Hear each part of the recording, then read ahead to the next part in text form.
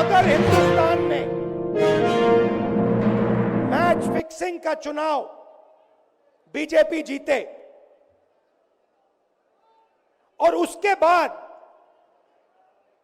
संविधान को उन्होंने बदला तो इस पूरे देश में आग लगने जा रही है। कांग्रेस के शाही परिवार के शाहजादे ने ऐलान किया है कि अगर देश ने तीसरी बार बीजेपी सरकार को चुनी, आग लग जाएगी। ये चुनाव वोट वाला चुनाव नहीं है, ये चुनाव हिंदुस्तान को बचाने वाला चुनाव है, संविधान की रक्षा वाला चुनाव है। 60 साल तक देश पर राज करने वाले 10 साल सत्ता से बाहर क्या रह गए? अब देश में आग लगाने की बात कर रहे हैं।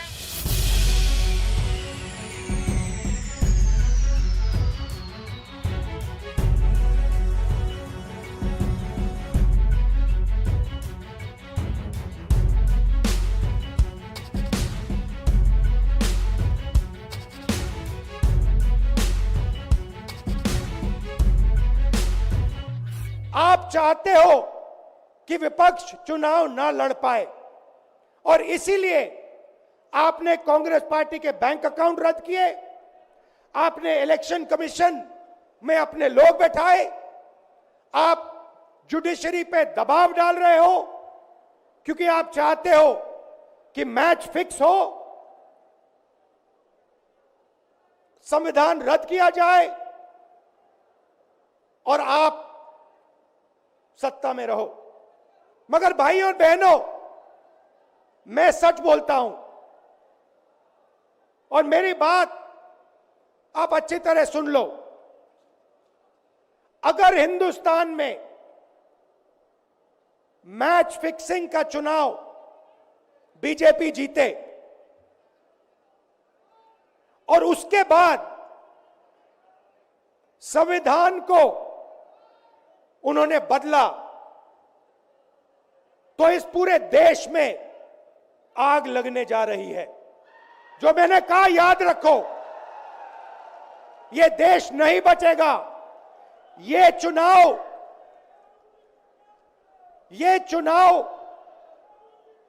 वोट वाला चुनाव नहीं है, ये चुनाव हिंदुस्तान को बचाने वाला चुनाव है, संविधान की रक्षा वाला चुनाव है।